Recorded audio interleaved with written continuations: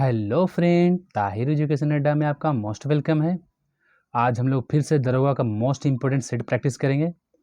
ये चौथा set practice है। जो पिछले सेट प्रैक्टिस को नहीं देखे हैं, देखिए सब इम्पोर्टेंट क्वेश्चन का सेट प्रैक्टिस मैं कराया हूँ। तो स्टार्ट करते हैं हम लोग दरोगा का सेट प्रैक्टिस। पहला प्रश्न है, राधा मोहन कप किस खेल से संबंधित है? ऑप्शन आपके सामने है, 2 सेकंड का टाइम लीजिए। राधा मोहन कप पोलो से संबंधित है। किस खेल से संबंधित है? तो पोलो से संबंधित है राधा मोहन कप, याद रखिएगा, मोस्ट इंपॉर्टेंट, कई बार पूछता है। पोलो में खिलाड़ियों की संख्या कितनी होती है? तो पोलो में खिलाड़ियों की संख्या 4 होती है, याद रखिएगा। दूसरा प्रश्न देखते हैं हम लोग, निम्न में से सांत घाटी किस राज्य में स्थित है? ऑप्शन आपके सामने है, 2 सेकंड का टाइम लेना है। तो निम्न में से सांत घाटी केरल में है, ठीक है। चलिए केरल की बात कर लिया जाए तो केरल की राजधानी कहाँ है? त्रिवेंद्रपुरम, ठीक है। यहाँ जो अधिकतर तौर पर, विशेष तौर पर मलयालम भाषा बोली जाती है। वर्तमान में केरल के जो मुख्यमंत्री हैं पिनरई विजयन हैं, और वर्तमान में केरल के जो राज्यपाल हैं आरिफ मोहम्मद खान हैं, याद रखिएगा। जितने भी क्वेश्चन हैं सब इंपॉर्टेंट हैं। यांत्रिक ऊर्जा को विद्युत ऊर्जा में कौन सा उपकरण बदलता है? ऑप्शन आपके सामने है। तो यांत्रिक ऊर्जा को विद्युत ऊर्जा में डायनेमो बदलता है, याद रखिएगा। देखिए यांत्रिक ऊर्जा को विद्युत ऊर्जा में डायनेमो बदलता है, और जस्ट इसका अपोजिट विद्युत ऊर्जा को यांत्रिक ऊर्जा में कौन बदलता है? तो विद्युत मोटर। एकदम गौर समझिएगा, यांत्रिक ऊर्जा को विद्युत ऊर्जा में डायनेमो बदलता है, लेकिन जस्ट उसका अपोजिट देखिएगा कि विद्युत ऊर्जा को यांत्रिक ऊर्जा में कौन बदलता है? तो विद्युत मोटर बदलता है, ठीक है, याद रखिएगा।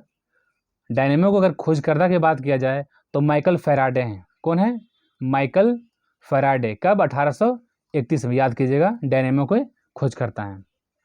13 फरवरी को राष्ट्रीय महिला दिवस किनके जन्मदिन पर मनाया जाता है? ऑप्शन आपके सामने है। पहले समझ लेना कि राष्ट्रीय महिला दिवस कब मनाया जाता है? तो राष्ट्रीय महिला दिवस 13 फरवरी को मनाया जाता है, ठीक है। किनके जन्मदिन पर मनाया जाता है? तो देश की प्रथम महिला जो राज्यपाल थी सरोजिनी नायडू, इन्हीं के जन्मदिन पर मनाया जाता है। क्वेश्चन आएगा कि देश की प्रथम महिला राज्यपाल तो कौन थी? तो सरोजिनी नायडू। तो किस राज्य में? तो ये थी उत्तर प्रदेश में, याद रखिएगा। सरोजिनी नायडू को भारत कोकिला भी कहा जाता है, मोस्ट इंपॉर्टेंट प्रश्न है। स्वर कोकिला लता मंगेशकर, और भारत कोकिला सरोजिनी नायडू। भारत की बुलबुल भी कहा जाता है सरोजिनी नायडू को। अंतर्राष्ट्रीय परमाणु ऊर्जा एजेंसी का मुख्यालय कहाँ स्थित है? ऑप्शन आपके सामने है।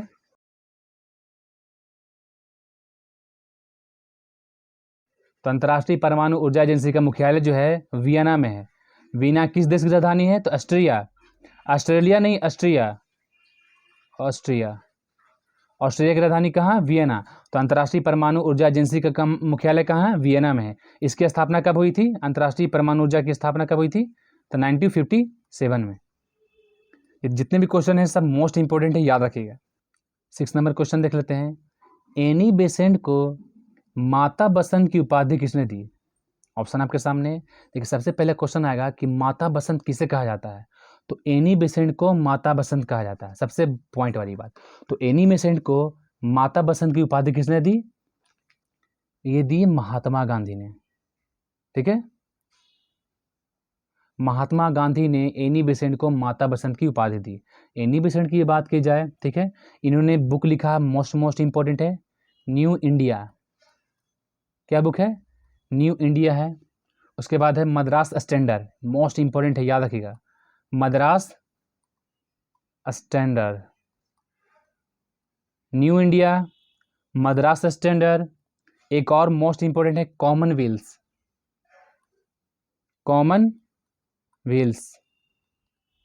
ठीक है।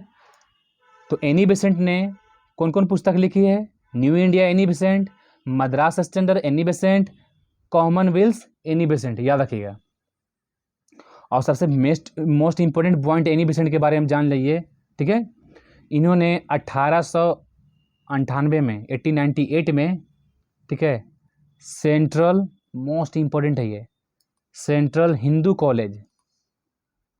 सेंट्रल हिंदू कॉलेज की स्थापना की थी। यही सेंट्रल हिंदू कॉलेज का नाम बदलकर मदन मोहन मालवीय ने 1916 में बनारस हिंदू विश्वविद्यालय कर दिया। ठीक है, फिर समझ जाइए, 1898 में एनी बेसेंट ने सेंट्रल हिंदू कॉलेज की स्थापना की। इसी सेंट्रल हिंदू कॉलेज का नाम बदलकर 1916 में मदन मोहन मालवीय ने बनारस हिंदू विश्वविद्यालय कर दिया। याद रखिएगा, कब? 1916 में किया था मदन मोहन मालवीय ने। किस शासक ने प्रसिद्ध पारसी त्योहार नौरोज को स्टार्ट किया? पहला प्रश्न है कि नौरोज कैसा त्योहार है, तो पारसी त्योहार है ये। ठीक है, याद रखिएगा। किस शासक ने स्टार्ट किया? ऑप्शन आपके सामने है। तो नौरोज को बलबन ने स्टार्ट किया। किसने स्टार्ट किया? बलबन ने स्टार्ट किया। बलबन का वास्तविक नाम क्या था? बलबन का वास्तविक नाम था बहाउद्दीन। ठीक है, बलबन का बहाउद्दीन वास्तविक नाम था। ये इल्तुतमिश का गुलाम था। इल्तुतमिश का गुलाम था ये। कौन? बलबन। याद रखिएगा। अब बलबन ने अपने दरबार में सिजदा और पाबोस, ठीक है, सिजदा और पाबोस नामक दो प्रथा चलाया। सिजदा यानी दरबार में कोई भी आएगा तो सर को झुकाकर इसको सलाम करेगा, और पाबोस था कि पैर के अंगूठों को चूमता था बलबन के। तो सिजदा और पाबोस किसने चलाया? बलबन ने चलाया। नौरोज प्रथा, जो नौरोज त्यौहार है, किसने स्टार्ट किया था भारत में? तो बलबन ने स्टार्ट किया था। ठीक है, लौह और रक्त की नीति किसने अपनाई? तो बलबन ने अपनाई। याद रखिएगा, मोस्ट इंपॉर्टेंट है। 8 फरवरी 2021 को उड़ीसा में देश का सबसे बड़ा हॉकी स्टेडियम की नींव रखी गई। यह स्टेडियम किसके नाम पर रखा जाएगा? एकदम भी ये टपकेगा एग्जाम में ये। ठीक है, देश का सबसे पहले समझना है कि देश का सबसे बड़ा हॉकी स्टेडियम कहाँ बन रहा है? तो उड़ीसा में बन रहा है। ठीक है, हमारे देश जो भारत है उसका राष्ट्रीय खेल क्या है? हॉकी है। तो सब देश का सबसे बड़ा हॉकी स्टेडियम कहाँ बन रहा है? ये जगह याद रखना आपको, उड़ीसा में बन रहा है। ठीक है, और इस स्टेडियम का नाम क्या रखा जाएगा? तो बिरसा मुंडा रखा जाएगा। जो देश का सबसे बड़ा हॉकी स्टेडियम बनेगा उड़ीसा में, उसका नाम क्या रखा जाएगा? बिरसा मुंडा रखा जाएगा। Birsa Munda hockey stadium. ठीक है, याद रखिएगा इसको। ठीक है, अब बिरसा मुंडा को जान ही रहे हैं, झारखंड में आदिवासी लोग इनको भगवान मानते हैं। ठीक है, 9 जून 1900 को बिरसा मुंडा की डेथ हो जाती है रांची सेंट्रल जेल में। ये क्वेश्चन बीपीएससी में पूछ चुका है कि बिरसा मुंडा की मृत्यु कब हुई? तो बिरसा मुंडा की मृत्यु 9 जून 1900 को रांची सेंट्रल जेल में हो गई थी। रडार के आविष्कारक कौन थे?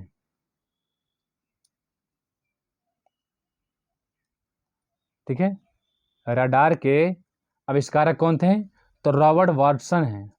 रॉबर्ट वाटसन हैं रडार के आविष्कारक। देखिए, रडार का फुल फॉर्म एकदम याद रखिएगा। रडार का फुल फॉर्म होता है रेडियो, ठीक है, रेडियो, ये दोनों से हो गए, रेडियो डिटेक्शन एंड रेंजिंग। फिर समझिए, radio detection and ranging radar का फुल फॉर्म है। रडार का आविष्कारक कौन है? रॉबर्ट वाटसन है। देखिए, रडार का काम क्या होता है? तो जमीन और हवा में वस्तु की स्थिति जानने के लिए किया जाता है। और सोनार का काम क्या होता है? तो सोनार का काम होता है पानी में किसी वस्तु की स्थिति जानने के लिए। ठीक है, रडार का क्या बोले हम? जमीन और हवा में किसी वस्तु की स्थिति को जानने के लिए। 10 नंबर क्वेश्चन देख लेते हैं हम लोग। पशुपति का प्रमाण सिंधु सभ्यता में कहाँ से मिला है? देखिए, सबसे पहले समझिएगा, पशुपति जो है भगवान शिव है ना। भगवान शिव का पुराना नाम है पशुपति।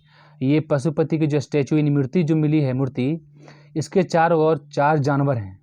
एक है हाथी, यही मूर्ति के चारों ओर हाथी है, गेंडा है, ठीक है, ये क्वेश्चन पूछता है, चीता है और भैंसा है। क्वेश्चन पूछेगा कि पशुपति मूर्ति के चारों ओर इनमें से कौन सा जानवर नहीं थे? तो ये 4 ऑप्शन रहेगा। ठीक है, तो एक और कुछ और जानवर दे दिया जाएगा। तो कौन कौन है? हाथी है, गेंडा है, चीता है और भैंसा है। पशुपति भगवान शिव का पुराना नाम है। कहाँ से मिला है? तो मोहनजोदड़ो से मिला है। याद रखिएगा, मोहनजोदड़ो के खोजकर्ता कौन है? तो राखालदास बनर्जी हैं मोहनजोदड़ो के खोजकर्ता। कब इसकी खोज हुई है? 1922 में हुई है। किस नदी किनारे है? तो सिंधु नदी किनारे है। हड़प्पा रावी नदी और मोहनजोदड़ो सिंधु नदी किनारे है। ठीक है, मोहनजोदड़ो का अर्थ क्या होता है? तो मृतकों का टीला, याद रखिएगा। जितना बार क्वेश्चन, जरूरी नहीं है कि जो हम क्वेश्चन बताएं वही एग्जाम में आए, जो एक्स्ट्रा फैक्ट बता रहे हैं वो भी एग्जाम में ही आता है, याद रखिएगा। तो एक्स्ट्रा फैक्ट को गौर सुनिए। तड़ित चाला का आविष्कार किसने किया था? ऑप्शन आपके सामने है। तो तड़ित चाला का आविष्कार बेंजामिन फ्रैंकलिन ने किया था, याद रखिएगा। तड़ित चालक क्या होता है? तो जो आसमानी बिजली गिरती है, बड़े बड़े शोरूम, बड़े बड़े मॉल या बड़े बड़े जो बिल्डिंग में देखिएगा इस तरह से लगा रहेगा या फिर त्रिशूल टाइप का बना रहेगा, ये इससे जमीन से संपर्क रहता है, कोई भी बिजली गिरती है तो डायरेक्ट जमीन के अंदर चली जाती है। ठीक है, तो ये तांबे का बना होता है। क्वेश्चन कई बार पूछता है कि तड़ित चालक किसका बना होता है? तो तांबे का बना होता है। किसने बनाया था? तो बेंजामिन फ्रैंकलिन ने बनाया था तड़ित चालक। काला पानी विवाद संबंधित है, ऑप्शन आपके सामने, मोस्ट इंपोर्टेंट प्रश्न है ये। तो काला पानी जो विवाद है भारत और नेपाल के बीच है। ये किस देश के बीच है? भारत और नेपाल के बीच है। नेपाल की राजधानी कहाँ है? काठमांडू, याद रखिएगा। नेपाल की राजधानी कहाँ है? काठमांडू है। अभी वर्तमान पीएम कौन है नेपाल के? तो केपी शर्मा ओली, केपी शर्मा ओली। इनका पूरा नाम क्या है? खड़ग प्रसाद शर्मा ओली। केपी शर्मा का पूरा नाम है खड़ग प्रसाद शर्मा ओली, पीएम है। और जो यहाँ के जो राष्ट्रपति हैं, प्रेसिडेंट हैं, विद्या देवी सिंह भंडारी। तो काला पानी विवाद भारत और नेपाल के बीच है। किस गैस को स्ट्रेंजर गैस भी कहते हैं? स्ट्रेंजर को अजनबी भी गैस कहा जाता है, अजनबी। किस गैस को स्ट्रेंजर गैस भी कहते हैं? तो जिनॉन को, जिनैन को स्ट्रेंजर गैस भी कहा जाता है। स्ट्रेंजर नहीं दिया रहेगा तो अजनबी गैस किसे कहा जाता है? तो जिनॉन को अजनबी गैस कहा जाता है, याद रखिएगा। मोस्ट इंपोर्टेंट प्रश्न है, चिलैया वाला युद्ध कब हुआ था?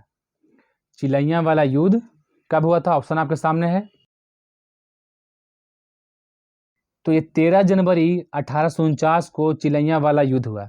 किसके किस बीच हुआ था? तो अंग्रेज प्लस सिखों के बीच में हुआ था। अंग्रेज प्लस सिखों के बीच युद्ध हुआ था, चिलैया वाला युद्ध। कब हुआ था? तो 13 जनवरी 1849 को हुआ था। देखिए, अंग्रेज की तरफ से क्वेश्चन कई बार पूछता है, याद रखिएगा। VVI है कि अंग्रेज की तरफ से सेना का नेतृत्व किसने किया चिलैया वाला युद्ध में? ठीक है, तो लॉर्ड गफ ने चिलैया वाला युद्ध में अंग्रेजों की तरफ से सेना का नेतृत्व किया। और सिखों की तरफ से सेना का नेतृत्व किसने किया? तो शेर सिंह ने सिखों की तरफ से सेना का नेतृत्व किया था, याद रखिएगा। मोस्ट इंपोर्टेंट प्रश्न। और इस युद्ध का कोई परिणाम नहीं निकला था। अंग्रेज बोलते थे हम जीते हैं और सिख बोले हम जीते, इसका कोई परिणाम नहीं निकला। ठीक है, क्वेश्चन पूछेगा कि चिलैया वाला युद्ध किस गवर्नर जनरल के समय हुआ था? तो याद रखिएगा, लॉर्ड डलहौजी के समय हुआ था। डलहौजी के समय हुआ था चिलैया वाला युद्ध, 13 जनवरी 1849 को। जितना बार रिकॉल करेंगे उतना बार याद होगा। देखिए, खाली सेट मारना काम नहीं है, एक्स्ट्रा फैक्ट जो बताते हैं वो एकदम याद रखिएगा। 1857 की क्रांति के समय भारत का गवर्नर जनरल कौन था? ऑप्शन आपके सामने है। 1857 की जो क्रांति हुई उस समय भारत का गवर्नर जनरल लॉर्ड कैनिंग था। कौन था? लॉर्ड कैनिंग था, एकदम याद रखिएगा। कब हुई? 1857 में क्रांति हुई। इसको भारत का प्रथम स्वतंत्रता संग्राम भी कहा जाता है। 1857 क्रांति को भारत का प्रथम स्वतंत्रता संग्राम भी कहा जाता है। इस समय भारत के गवर्नर जनरल कौन थे? लॉर्ड कैनिंग थे। 1857 की जो क्रांति का जो प्रतीक चिन्ह था रोटी और कमल, रोटी और कमल था। ये 1857 का प्रतीक चिन्ह, क्रांति का प्रतीक, रोटी और कमल। ये क्वेश्चन पूछता है, याद रखिएगा। 1857 की जब क्रांति हुई थी तो उस समय इंग्लैंड के प्रधानमंत्री कौन थे? ये भी क्वेश्चन पूछता है। 1857 के समय इंग्लैंड के पीएम कौन थे? ठीक है, इंग्लैंड के पीएम कौन थे? तो लॉर्ड पामस्टेन। इंग्लैंड के पीएम कौन थे? तो लॉर्ड पामस्टेन थे, याद रखिए। 1857 की क्रांति के जांच के लिए पील कमीशन बैठा था, पील कमीशन। 1857 क्रांति के लिए कौन सा जांच बैठा था? पील कमीशन, याद रखिएगा, मोस्ट इंपॉर्टेंट है ये। सबसे नया उपनिषद कौन है निम्न में से? ऑप्शन आपके सामने है, मैं पूरे डिटेल से बता चुका हूँ। उपनिषद, वेद, पुराण, रामायण, महाभारत एक डिटेल से बता चुका हूँ मैं। हड़प्पा सभ्यता, वैदिक सभ्यता, इस्लाम धर्म, जैन धर्म, शैव धर्म, पूरे डिटेल से बता चुका हूँ। उसके बाद हर का टेस्ट भी ले चुका हूँ। जो नहीं देखे हैं प्लीज़ उसको जाकर देखिए, जो नए हैं चैनल को सब्सक्राइब कीजिए। अब पर डे हम लोग का दरोगा का सेट भी चल रहा है। क्वेश्चन है सबसे नया उपनिषद कौन है? तो देखिए उपनिषदों की संख्या 108 है। उपनिषदों की संख्या, क्वेश्चन पहले पूछेगा उपनिषदों की संख्या कितनी है, तो उपनिषदों की संख्या 108 है। उपनिषदों का मतलब क्या होता है? तो उपनिषदों का मतलब होता है कि गुरु के समय बैठकर ज्ञान लेना, इसमें ईश्वर प्लस आत्मा की चर्चा होती है, याद रखिएगा। उपनिषदों की संख्या कितनी? तो उपनिषदों की संख्या 108। कोई क्या बोल रहा है सबसे नया उपनिषद कौन है? तो सबसे नया उपनिषद है ईशो उपनिषद, ठीक है। सबसे नया उपनिषद कौन है? ईशो उपनिषद। और सबसे पुराना उपनिषद बोलेगा तो छंदोग्य उपनिषद। सबसे प्राचीन उपनिषद छंदोग्य उपनिषद, सबसे नया उपनिषद ईशो उपनिषद, याद रखिएगा। उपनिषदों की संख्या 108। नील दर्पण नाटक के लेखक कौन है? ये कई बार एग्जाम में पूछता है, आप लोग सेट भी देखे होंगे या फिर बीपीएससी के पीटी हो या दरोगा हो, हर में पूछता है ये कि नील दर्पण नाटक के लेखक कौन है? तो ये है दीनबंधु मित्र, याद रखिएगा। 18 नंबर क्वेश्चन देख लेते हैं हम लोग। मोस्ट इंपोर्टेंट VBI क्वेश्चन है ये। किस वायसराय के समय पूसा में कृषि अनुसंधान केंद्र की स्थापना हुई है? ठीक है, पूसा कृषि अनुसंधान केंद्र की स्थापना किस वायसराय के समय हुई है? ऑप्शन आपके सामने है, तो लॉर्ड कर्जन के समय हुई, याद रखिएगा। एक पूसा कृषि अनुसंधान केंद्र है कहाँ? तो ये बिहार में है। इसी का नाम अब राजेंद्र प्रसाद कृषि विश्वविद्यालय रखा किया गया है। 90 नंबर क्वेश्चन देख लेते हैं। मोस्ट एंड VBI क्वेश्चन है। किसने कहा था, यानी किसका ये कथन है, यदि भगवान अस्पृश्यता को सहन कर सकते हैं तो मैं उन्हें कभी भगवान नहीं मानूंगा। मोस्ट इंपोर्टेंट एंड VBI लगा लीजिए, ठीक है। किसने कहा था, यानी किसका कथन है कि भगवान अस्पृश्यता को सहन कर सकते हैं तो मैं उन्हें कभी भगवान नहीं मानूंगा। क्वेश्चन को 2-3 बार समझिए, ठीक है। ऑप्शन आपके सामने है, तो ये है बाल गंगाधर तिलक, ठीक है। अस्पृश्यता शब्द से भीमराव अम्बेडकर और महात्मा गांधी मत मार दीजिएगा। ये कथन किसका है? तो बाल गंगाधर तिलक का है, याद रखिए। बाल गंगाधर तिलक के बारे में जान जाइए। तो बाल गंगाधर तिलक को भारतीय अशांति का जन्मदाता कहा है। किसने? तो एक अंग्रेज था, सर वैलेंटाइन सिरोल। सर वैलेंटाइन सिरोल ने बाल गंगाधर तिलक को भारतीय अशांति का जन्मदाता कहा है, ठीक है, एकदम याद रखिएगा। इनको कौन सी उपाधि दी गई है? लोकमान्य की उपाधि। लोकमान्य किसको कहा जाता है? तो लोकमान्य बाल गंगाधर तिलक को कहा जाता है, याद रखिएगा। बाल गंगाधर तिलक ने 1908 में, कब? 1908 में बर्मा के मांडले जेल में, देखिए हम लिख नहीं पाएंगे, जो बोलते हो समझिएगा, लिखा नहीं पाता ऐसे। वर्मा के मांडले जेल में गीता रहस्य नामक पुस्तक लिखा। पहला क्वेश्चन आएगा कि गीता रहस्य किसने लिखा?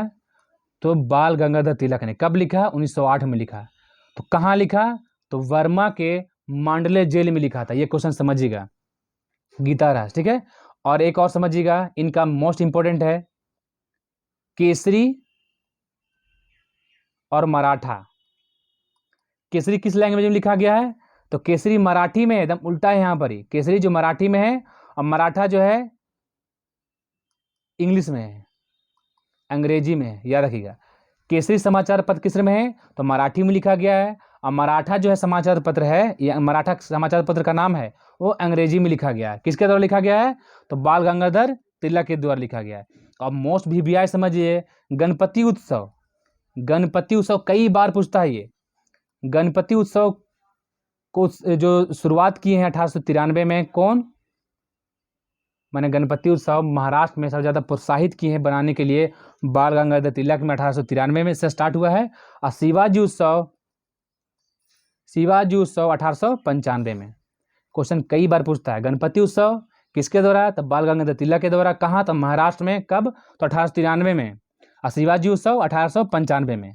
किसके द्वारा? तो बाल गंगाधर तिलक के द्वारा। निम्न में से कौन सा उग्र राष्ट्रवादी नेता नहीं था? तो देखिए ऑप्शन आपके सामने, पहले जान लेगा, लाल, बाल एंड पाल। लाला लाजपत राय, बाल गंगाधर तिलक यानी लाला लाजपत राय, बाल गंगाधर तिलक, और पाल से हो गया बिपिन चंद्र पाल। ठीक है, लाल बाल पाल, ये जो तीनों थे ये उग्र राष्ट्रवादी नेता थे। इनमें कौन जो है, ये हैं उदारवादी नेता। गोपाल कृष्ण गोखले थे उदारवादी नेता। द गोल्डन गेट बुक किसके द्वारा लिखा गया? मोस्ट इंपोर्टेंट प्रश्न है ये।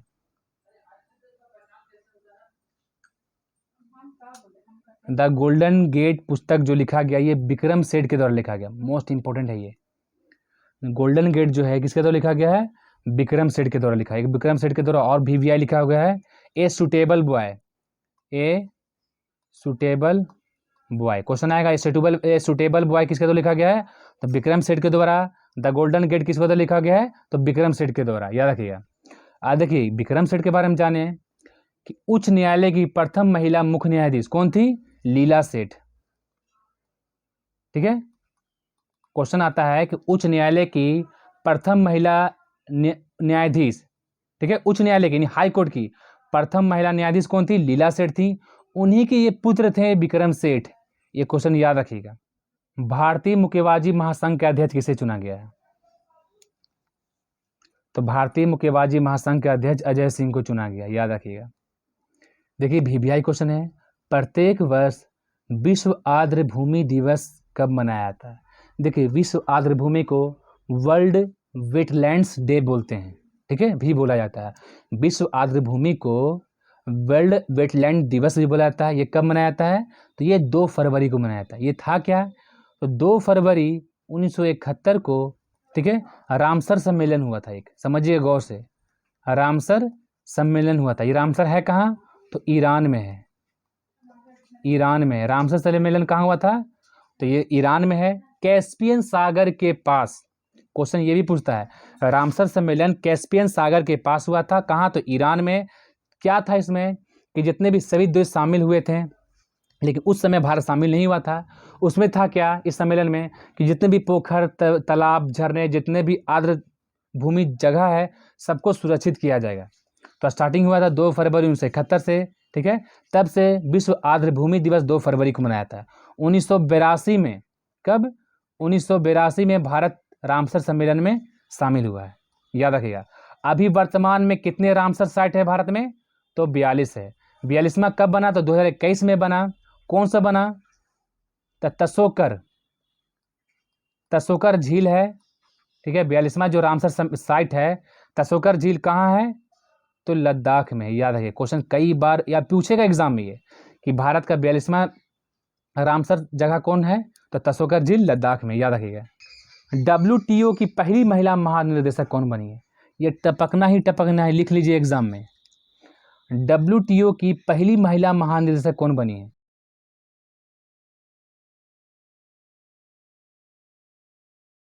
देखिए ये बनी है नागोजी ओजंका इबेला। ठीक है, इसे याद रखिए, नागोजी इबेला भी याद रखिएगा तो कुछ चलेगा। तो WTO यानी वर्ल्ड ट्रेड ऑर्गेनाइजेशन की प्रथम महिला महानिदेशक कौन बनी है? नागोजी ओजोंका इबेला बनी है, याद रखिएगा। WTO की बात किया जाए यानी कि वर्ल्ड ट्रेड ऑर्गेनाइजेशन की बात किया जाए तो इसका जो मुख्यालय है कहाँ है? तो जेनेवा में है। इसकी स्थापना 1995 में हुई थी। वर्ल्ड ट्रेड ऑर्गेनाइजेशन की स्थापना कब हुई थी? 1995 में हुई थी। इसका मुख्यालय कहाँ है? जेनेवा में है। WTO से पहले इसका नाम था गैट। क्या नाम था? WTO से पहले इसका नाम था GATT, याद रखिएगा। तो अभी वर्तमान में इसका नाम है WTO। इसकी पहली महिला महानिदेशक बनी है नागोजी ओजोंका इबेला। वर्ल्ड ट्रेड ऑर्गेनाइजेशन, इसका मुख्यालय जेनेवा में है, याद रखिएगा। सविनय अवज्ञा आंदोलन के दौरान छपरा में, कहाँ? छपरा में कैदियों ने नंगी हड़ताल की थी। ये मांग किसके लिए था? ये हड़ताल किसके लिए था? ऑप्शन आपके सामने है। ये BPSC PT के लिए भी है और ये दरोगा के लिए भी है। तो ये जो मांग थी, ये हड़ताल थी स्वदेशी वस्त्र की मांग के लिए। सविनय अवज्ञा कब हुआ है आंदोलन? 6 अप्रैल 1930 को सविनय अवज्ञा आंदोलन की शुरुआत हुई है। ठीक है, क्वेश्चन पूछेगा सविनय अवज्ञा आंदोलन के दौरान कैदियों ने नंगी हड़ताल किस जेल में की? तो छपरा जेल में की, याद रखिएगा। किस जेल में की? छपरा जेल में की। किस लिए की? तो स्वदेशी वस्त्रों की मांग, यानी कि जो अंग्रेजी वस्त्र वो लोग नहीं पहनते थे, ठीक है, यानी जो भारत का जो बनाया वस्त्र वो मांग के लिए हड़ताल हुए थे। सब कपड़ा को खोलकर नंग अवस्था में आ गए। हाल में प्रधानमंत्री नरेंद्र मोदी ने किस राज्य में महाराजा सुहेलदेव, ये सुहेलदेव है इनका नाम, ठीक है, महाराजा सुहेलदेव के स्मारक की आधारशिला रखी है?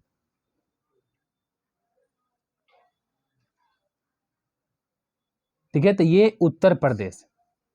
महाराजा सुहेलदेव के स्मारक की आधारशिला प्रधानमंत्री नरेंद्र मोदी ने उत्तर प्रदेश में रखा है। सुहेलदेव कौन थे? तो श्रावस्ती के महाराजाओं में से एक थे सुहेलदेव, जो यूपी के पास श्रावस्ती है, ठीक है, तो वही महाराजाओं में से एक थे सुहेलदेव। उन्हीं के स्मारक की आधारशिला प्रधानमंत्री नरेंद्र मोदी ने उत्तर प्रदेश में रखी है। ये क्वेश्चन याद रखिएगा, आएगा ही एग्जाम में, करेंट को एकदम भूलिए मत। तराइन का तीसरा युद्ध कब हुआ? जानते हैं आप लोग तराइन का प्रथम युद्ध, तराइन का दूसरा युद्ध। अब ये जान लीजिए तराइन का तीसरा युद्ध भी, बहुत लोग तराइन का तीसरा युद्ध नहीं जानते हैं, लेकिन तराइन का तीसरा युद्ध भी हुआ था। पहला तराइन का युद्ध कब हुआ है? 1191 में पृथ्वीराज चौहान और मोहम्मद गौरी के बीच में। इस युद्ध में पृथ्वीराज चौहान और गौरी की हार होती है। फिर एक साल के बाद तराइन का दूसरा युद्ध, फर्स्ट युद्ध हुआ ये सेकंड युद्ध हुआ कब? 1192 में। फिर किसके बीच में हुआ? तो पृथ्वीराज चौहान और गौरी के बीच में युद्ध हुआ, याद रखिएगा। इस युद्ध में गौरी की जीत हो जाती है और पृथ्वीराज चौहान की हार हो जाती है।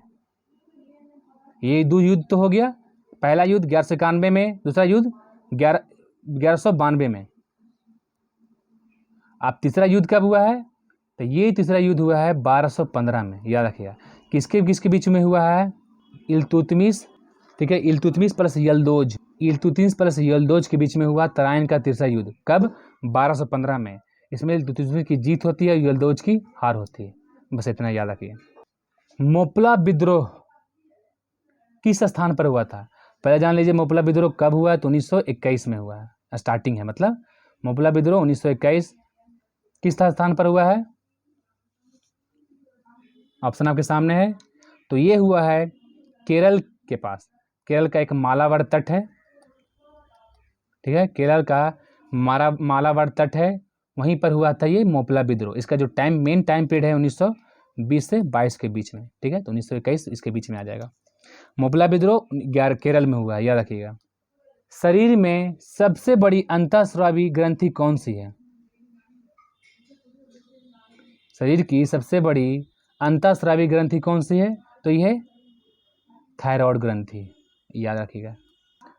ज़्यादा एक्सप्लेन करने से देखिए टाइम तो लगेगा, ये याद एकदम रखिए, कहीं भी सेट मारिए आप।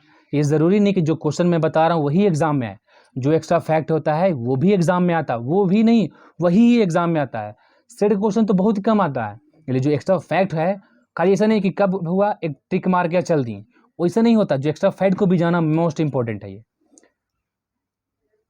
जब ध्वनि एक माध्यम से दूसरे माध्यम में जाती है तो क्या परिवर्तन नहीं होता है? याद रखिएगा, ऑप्शन आपके सामने है। तो देखिए ध्वनि जब एक माध्यम से दूसरे माध्यम में जाएगी तो चाल, तरंगदैर्घ्य, चाल का भी परिवर्तन होगा, तरंगदैर्घ्य का भी परिवर्तन होगा, और ताप अगर बढ़ेगा तो ध्वनि की चाल में भी ऊपर नीचे होगा, ठीक है, याद रखिएगा। इन ताप बढ़ेगा तो उसमें भी परिवर्तन होगा, चाल जब बढ़ेगा तो उसमें भी परिवर्तन होगा, तरंगदैर्घ्य में भी परिवर्तन होगा ध्वनि का, लेकिन आवृत्ति पर कोई प्रभाव नहीं पड़ता है, याद रखिएगा, ठीक है। जब ध्वनि जो है एक माध्यम से दूसरे माध्यम में जाएगी तो आवृत्ति पर कोई प्रभाव नहीं होगा, यानी कोई परिवर्तन नहीं होगा आवृत्ति पर, ये याद रखिएगा। चाल पर होगा, तरंगदैर्घ्य पर होगा, ताप पर होगा, लेकिन आवृत्ति पर नहीं होगा। किस कारण से दूध को मथने पर क्रीम अलग हो जाता है? ऑप्शन आपके सामने है।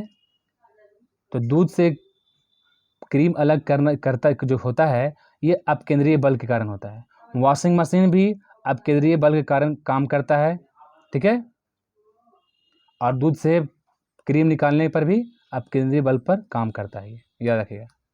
लोनार झील कहाँ स्थित है? ऑप्शन आपके सामने है। तो लोनार जो झील है ये महाराष्ट्र में है। लोनार झील कहाँ है? तो महाराष्ट्र में है। खरे पानी की झील है, खरे पानी की ये झील है लोनार झील। ठीक है, ये बोला जाता है, एक शोध में पता चला है कि पिंड जो है पृथ्वी से टकराया था, एक बहुत बड़ा पिंड पृथ्वी से टकराया था, इसी कारण लोनार झील का निर्माण हुआ है। ठीक है, एक तरह से क्रेटर झील भी मान लीजिए इसको। ये कहाँ है? तो महाराष्ट्र में है। 33 नंबर क्वेश्चन देख लें, एकदम VVI क्वेश्चन है ये। ठीक है, बोल रहा है कुशासन के आधार पर किस राज्य को ब्रिटिश साम्राज्य मिला है? देखिए, डलहौजी के राज हड़प नीति की बात की जाए तो सबसे पहले अगर किसी को मिलाया है तो वो सतारा को मिला है। सतारा कहाँ है? सतारा महाराष्ट्र में है। सतारा कहाँ है? तो महाराष्ट्र में है। सबसे पहले राज हड़प नीति के अनुसार सतारा को मिलाया, कब मिलाया था? तो 1848 से मिलाया है। ठीक है, उसके बाद जैतपुर प्लस संभलपुर, ये कहाँ है? दोनों उड़ीसा में, इनको कब मिलाया था? तो 1849 में मिला है। जैतपुर प्लस संभलपुर का मिला है औरंगजेब 1849 में मिला है। सतारा का मिला है 1848 में मिला है। झांसी का मिला है तो झांसी को 1953 में मिला है, याद रखिएगा, झांसी को 1953 में मिला है। ये क्वेश्चन क्या पूछ रहा है कि कुशासन के आधार पर अवध को मिलाया है, याद रखिएगा, कुशासन के आधार पर अवध को मिलाया, कब मिलाया है? तो 1856 में मिलाया है डलहौजी ने। किस राज्य द्वारा ई कैबिनेट प्रणाली की शुरुआत की गई है? ई कैबिनेट प्रणाली की शुरुआत किस राज्य के द्वारा की गई है? ऑप्शन आपके सामने है। तो ये हिमाचल प्रदेश के द्वारा की गई है, यानी कि सब कुछ इलेक्ट्रॉनिक होगा अब कैबिनेट में। मिस इंडिया 2020 का खिताब किसने जीता?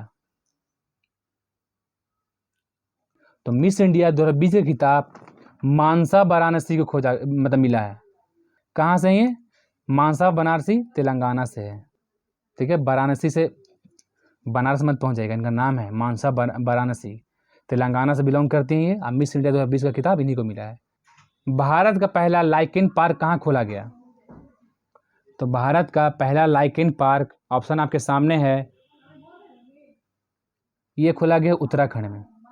ठीक है, वर्तमान में उत्तराखंड के जो CM हैं कौन है? त्रिवेंद्र सिंह रावत, याद रखिएगा। आज जो गवर्नर हैं, गवर्नर कौन है? बेबी रानी मौर्य, बेबी रानी मौर्य। मेरा बस हम जो बोल उस पर ध्यान दीजिए, लिखावट पर ध्यान मत दीजिएगा। भारत का पहला लाइकेन पार्क उत्तराखंड, वहाँ उत्तराखंड के CM कौन वर्तमान में? तो त्रिवेंद्र सिंह रावत। और राज्यपाल कौन है वहाँ? तो बेबी रानी मौर्य वर्तमान में है। किस राज्य की सूर सरोवर झील को किट्ठम झील भी कहा जाता है? इसे रामसर साइट का दर्जा दिया गया, ये किस राज्य में है? मैं बता चुका हूँ कि भारत में अभी 42 रामसर साइट है। 42वां कौन है? तो तसोकर, कहाँ है? तो लद्दाख में है। तो ये जो है सूर सरोवर झील, ये है उत्तर प्रदेश में, याद रखिएगा। क्वेश्चन एकदम एग्जाम में आएगा, एकदम VVI क्वेश्चन समझ लीजिए। किसी अधिनियम को संविधान की किस अनुसूची में सम्मिलित करने पर उसकी वैधता को किसी न्यायालय में चुनौती नहीं दी जा सकती? एकदम VVI, ये याद रखिएगा। ऑप्शन आपके सामने है। तो ये है 9वीं अनुसूची। ठीक है, कोई भी चीज़, कोई भी संशोधन अगर 9वीं अनुसूची में डाल दिया जाए तो उस पर न्यायालय में चुनौती नहीं दी जा सकती, याद रखिए। 9वीं अनुसूची कब जोड़ा गया है? तो प्रथम संविधान संशोधन, कब? प्रथम संविधान संशोधन 1951 में 9वीं अनुसूची में जोड़ा गया है। पहले सबसे पहले क्या जोड़ा गया था? तो भूमि सुधार। 9वीं अनुसूची में सबसे पहले क्या जोड़ा गया था? भूमि सुधार। कब जोड़ा गया था? तब प्रथम संविधान संशोधन 1951 में। तो समझ लीजिएगा 9वीं अनुसूची में ही ऐसा है कि किसी भी अधिनियम को अगर यानी किसी भी विधेयक को शामिल कर दिया जाए तो उसमें न्यायालय में चुनौती नहीं दी जा सकती है। विश्व रेडियो दिवस कब मनाया जाता है? विश्व रेडियो दिवस 13 फरवरी को मनाया जाता है, याद रखिएगा। विश्व रेडियो दिवस कब मनाया जाता है? तो 13 फरवरी को मनाया जाता है। और 13 फरवरी को क्या मनाया जाता है? मैं बता चुका हूँ पहले ही। अंतर्राष्ट्रीय महिला दिवस, अंतर्राष्ट्रीय महिला दिवस कब मनाया जाता है? तो 13 फरवरी को मनाया जाता है। रेडियो दिवस कब मनाया जाता है? तो 13 फरवरी को मनाया जाता है। याद रखिएगा क्वेश्चन, ये एकदम मोस्ट इंपॉर्टेंट है। 6 से 14 फरवरी 2021 को भारत किस राज्य में काला घोड़ा महोत्सव, ये हमेशा मनाया जाता है, ठीक है। तो काला घोड़ा महोत्सव जो है महाराष्ट्र में बनाया जाता है। कहाँ? महाराष्ट्र में मनाया जाता है, याद रखिएगा। अपने टैलेंट का प्रदर्शन करने के लिए 6 से 14 फरवरी को ये होता है। इसका नाम है काला घोड़ा महोत्सव। कहाँ? तो महाराष्ट्र। 41 क्वेश्चन देख लेते हैं हम लोग। बक्सर की युद्ध के समय बंगाल का नवाब कौन था? एकदम मोस्ट VVI है, बहुत सा पॉइंट्स के बारे में जानने को मिलेगा आप लोग को, ठीक है। पहले जान लेते हैं बक्सर का युद्ध कब हुआ। जब भी याद कीजिए, पूरा डेट याद कीजिए। 22 अक्टूबर 1764 को बक्सर का युद्ध हुआ है, ठीक है। 22 अक्टूबर 1764 को बक्सर का युद्ध हुआ है। बक्सर है कहाँ? तो कहाँ है? तो बिहार राज्य में। बिहार राज्य में बक्सर एक जगह का नाम है, बिहार राज्य में, याद रखिएगा। कब हुआ? तब 22 अक्टूबर 1764 को हुआ है। तो बंगाल का नवाब कौन था उस समय? मीर कासिम था बंगाल का नवाब, याद रखिएगा। और मोस्ट पॉइंट जान लीजिए, बक्सर के युद्ध जो हुआ है, मीर कासिम प्लस सुजाउद्दौला नोट सिराजुद्दौला, ठीक है, सुजाउद्दौला प्लस शाह आलम द्वितीय, ठीक है। ये तीनों एक साइड से थे। कौन? मीर कासिम, सुजाउद्दौला और शाह आलम द्वितीय, ये तीनों एक साइड से थे। और अंग्रेज की जो सेनापति थे, अंग्रेज की तरफ से कौन था? हेक्टर मुनरो था। हेक्टर मुनरो, याद रखिएगा। अंग्रेजों का सेनापति कौन था? Hector Munro. फिर भी ये तीनों जो हैं मिले हैं, फिर भी ये तीनों बक्सर के युद्ध को हार जाते हैं और अंग्रेजों की जीत होती है, याद रखिएगा। और सबसे जो VVI है, मोस्ट इंपॉर्टेंट है कि बक्सर की युद्ध के समय भारत का गवर्नर कौन था, यानी उस समय भारत का गवर्नर जनरल कौन था बक्सर के युद्ध के समय? ये एकदम याद रखिएगा, बहुत को ये नहीं पता होगा। बेंसी टार्ट, ठीक है। बेंसी टार्ट था बक्सर के युद्ध के समय भारत का गवर्नर जनरल। UNO के वर्तमान महासचिव कौन है? ऑप्शन आपके सामने है। तो UNO के वर्तमान जो सचिव है, महासचिव हैं, वो हैं एंटोनियो गुटेरस। एंटोनियो गुटेरस, याद रखिएगा, मोस्ट VVI। ये टपकना ही है, लिख लीजिए कहीं पर एग्जाम में। UNO के वर्तमान महासचिव कौन है? Antonio Guterres. ये जो हैं, ठीक है, ये पुर्तगाल जो है ना देश, पुर्तगाल देश के पूर्व PM हैं, याद रखिएगा। पुर्तगाल देश के पूर्व PM कौन है? तो एंटोनियो गुटेरेस। इन्हीं को UNO का वर्तमान महासचिव बनाया गया है। UNO की बात की जाए, इसका फुल फॉर्म होता है यूनाइटेड नेशन ऑर्गेनाइजेशन, ठीक है, संयुक्त राष्ट्र संघ। इसकी स्थापना कब हुई है? तो इसकी स्थापना जो हुई है 24 अक्टूबर 1945 में हुई है UNO की स्थापना। इसका मुख्यालय कहाँ है? तो न्यूयॉर्क में है। दो हल्के नाभिक मिलकर भारी नाभिक का निर्माण करते हैं। इस प्रक्रिया को क्या कहा जाता है? ठीक है, जो हल्के नाभिक जो हैं मिलकर एक भारी नाभिक का, छोटे छोटे नाभिक मिलकर एक भारी नाभिक का निर्माण करते हैं, इस प्रक्रिया को क्या कहते हैं? ऑप्शन आपके सामने है। इस प्रक्रिया को नाभिकीय संलयन कहा जाता है, याद रखिएगा। एकदम VVI है, बहुत सा पॉइंट आप लोग को नया देखने के लिए मिलेगा। क्वेश्चन क्या बोल रहा है? किस नाटक के कुछ अंश ढाई दिन नामक झोपड़ा मस्जिद की दीवारों पर अंकित है? देखिए, जितना मैं रिकॉल करूंगा, जितना बार बोलेंगे, टोटल वो क्वेश्चन ही रहेगा, ठीक है। पहले समझना है कि ढाई दिन नामक झोपड़ा है क्या, क्वेश्चन आएगा। तो ये एक मस्जिद है। ढाई दिन नामक झोपड़ा क्या है? तो मस्जिद है। कहाँ है ये? तो अजमेर में है। कहाँ है ये? अजमेर में है ढाई दिन नामक झोपड़ा मस्जिद। ढाई दिन नामक झोपड़ा मस्जिद को बनाया किसने था? कुतुबुद्दीन ऐबक ने बनाया था, ठीक है। तो बोल रहा है कि किस नाटक के कुछ अंश, यानी कुछ नाटक के कुछ पंक्तियां ढाई दिन नामक झोपड़ा मस्जिद की दीवारों पर लिखा है। ऑप्शन आपके सामने है। तो ये जो है हरी केली नाटक के कुछ पॉइंट जो हैं ढाई दिन नामक झोपड़ा मस्जिद पर लिखा हुआ है, दीवारों पर लिखा हुआ है। हरी केली किसके द्वारा लिखा गया है? तो ये जो है विग्रह राज चतुर्थ विग्रहराज चतुर्थ के द्वारा लिखा गया हरि के लिए, याद रखिएगा। वीवीआई क्वेश्चन है ये। भारतीयों ने साइमन कमीशन का बहिष्कार क्यों किया? ठीक है, देखिए साइमन कमीशन आ तो रहा था भारतीय संविधान के लिए, ठीक है, लेकिन फिर भी भारतीयों ने इसका बहिष्कार क्यों किया? ऑप्शन आपके सामने है। तो इसका बहिष्कार इसलिए हुआ है क्योंकि इसमें जितने भी सदस्य थे सब अंग्रेज थे, इसमें कोई भी सदस्य भारतीय नहीं था। यानी आप ही समझिए, कोई भी इंसान हमारे देश का अगर संविधान लिखने आएगा, उसमें भारत का कोई भी एक सदस्य नहीं रहेगा तो संविधान कैसे लिख सकता है, वो नियम कैसे लिख सकता है? उसको क्या पता होगा हमारे देश के बारे में? इसलिए इसका बहिष्कार हो रहा था। ठीक है, साइमन कमीशन की बात की जाए तो इसकी जो नियुक्ति हुई है 1927 में हुई है साइमन कमीशन की, लेकिन ये जो भारत आया है साइमन कमीशन 1928 में आया है। साइमन कमीशन भारत कब आया? 1928 में। इसकी नियुक्ति कब हुई? 1927 में। इंग्लैंड में इसकी नियुक्ति होती है, लेकिन भारत 1928 में आता है। यही साइमन कमीशन का विरोध करते हुए लाहौर में, ठीक है, साइमन कमीशन का बहिष्कार करते हुए लाहौर में किसका? लाला लाजपत राय की डेथ हो जाती है। यानी लाला लाजपत राय के सिर पर लाठी चार्ज होता है और इन्हीं की डेथ हो जाती है, लाला लाजपत राय। क्वेश्चन आएगा, किस आंदोलन का बहिष्कार करते समय लाला लाजपत राय की मृत्यु हुई? तो साइमन कमीशन। ठीक है, याद रखिएगा। लाला लाजपत राय को शेरे पंजाब कहा जाता है, ये भी पॉइंट समझना है। रविंद्रनाथ टैगोर की मृत्यु कब हुई? तो रविन्द्रनाथ टैगोर की मृत्यु जो हुई है वो 7 अगस्त 1941 को हुई है। कब हुई है? 7 अगस्त 1941 को रविन्द्रनाथ टैगोर की मृत्यु हुई है। देखिए, एशिया के प्रथम व्यक्ति थे, भारत ही नहीं, एशिया के प्रथम व्यक्ति थे जिन्हें नोबेल पुरस्कार मिला है। कब मिला है? 1913 में मिला है। किस लिए मिला है? तो गीतांजलि पुस्तक के लिए मिला है। गीतांजलि किसके द्वारा लिखा गया है? तो रविन्द्रनाथ टैगोर के द्वारा लिखा गया है। इन्हीं के लिए इनको नोबेल पुरस्कार मिला है। कब? 1913 में। एकदम वीवीआई पॉइंट है ये।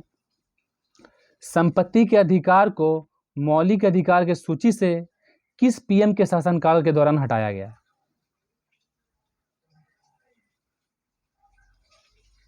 ऑप्शन आपके सामने है। तो ये जो थे मोरारजी देसाई। कौन थे प्रधानमंत्री? मोरारजी देसाई प्रधानमंत्री थे। इनका जो टाइम पीरियड है 1977 से 1989 यानी 79, 79 जिसको बोलिए, जो बोलिए, 1977 से 1979 तक इनका टाइम पीरियड रहा है। किसका? मोरारजी देसाई का।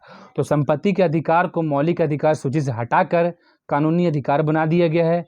उस समय प्रधानमंत्री कौन थे? तो मोरारजी देसाई के शासनकाल में बनाया गया, एक तरह से मानिए तो। देखिए, पहले जो मौलिक अधिकार कितने थे?